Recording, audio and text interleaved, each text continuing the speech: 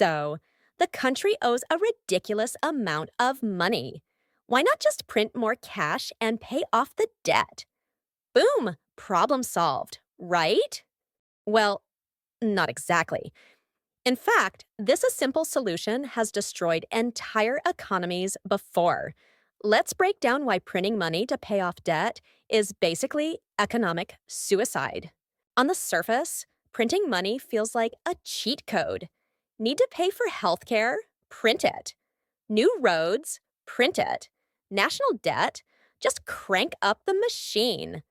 And yes, technically, most modern governments can print their own money. So, what's the catch? Inflation is the silent killer here. It means the more money there is in circulation without matching goods and services, the less each dollar is worth. Think of money like pizza slices. If 5 people are sharing 5 slices, everyone gets one.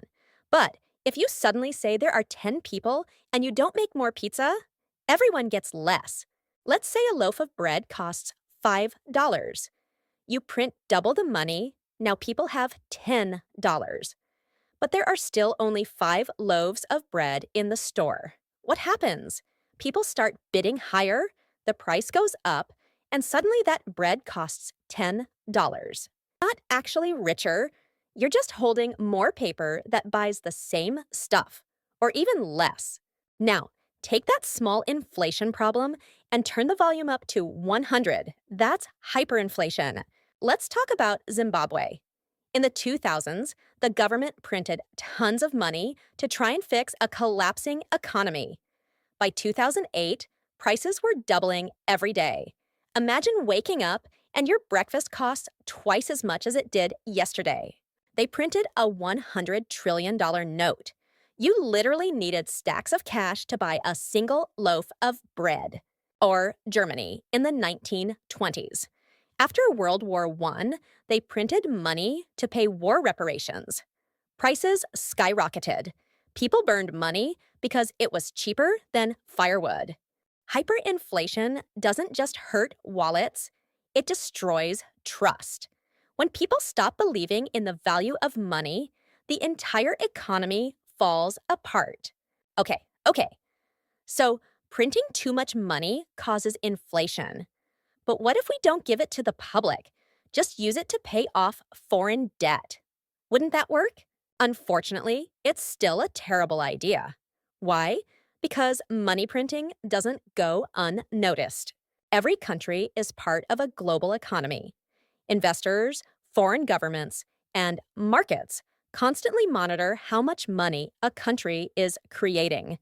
When a country prints money to pay off debt, the total money supply rises. That weakens the currency. Let's say country A owes country B $1 billion. Country A prints the money and pays up. But now that $1 billion is worth way less due to inflation. Country B basically got paid in monopoly money. How do they react? They lose trust. Investors pull out. Interest rates go up. The country's credit rating drops. And boom! Now borrowing becomes more expensive and the economy tanks. There's another danger here. The inflation interest rate loop. Let me explain. When inflation goes up, central banks usually respond by increasing interest rates to cool down spending. Higher interest rates mean it costs more to borrow. Businesses slow down, unemployment rises, people struggle. Now, imagine the government trying to help prints more money to fund welfare, bailouts, or public projects. But that makes inflation worse, which causes interest rates to rise again. And the loop continues. This isn't theory, it's real. Countries like Argentina have faced years of inflation interest loops that trap the economy in constant crisis mode. You might be thinking, wait a minute, doesn't the US and Japan print money all the time? What about quantitative easing? Yes, but there's a big difference. These countries print money under strict central bank control, often in times of deflation, not inflation. And they use tools to absorb that money later, like selling bonds or raising interest rates. Plus, their economies are massive and stable, with strong demand for their currency. If a developing country tried the same, markets would panic instantly. If printing money is so dangerous, how should governments handle debt and economic growth? Here's the key: don't just increase money, increase value. That means producing more goods, services, and innovation. Governments can invest in infrastructure, support education, fund scientific research, and create environments where businesses can thrive. When productivity goes up, there's more stuff to buy. So if the money supply also grows slowly, prices stay stable. That's real growth. Look at countries like South Korea or Germany. They didn't solve economic problems by printing money. They built industries, exported products, and became innovation powerhouses. Let's zoom out for a second. Why do we even want money?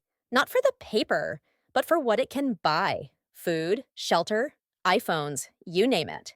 But if your money can't buy anything because nothing is being produced or prices are out of control, it's worthless. That's why printing money doesn't create wealth. Only value does. So, next time someone says, "Why not just print more money to fix the economy?" you'll know the answer. The real solution isn't in the printer, it's in building, producing, and managing wisely. That's how you grow a stable, wealthy nation. Want to dive deeper into inflation, debt, or how central banks work? We've got more videos coming soon. Don't forget to like, subscribe, and comment. What topic should we explain next?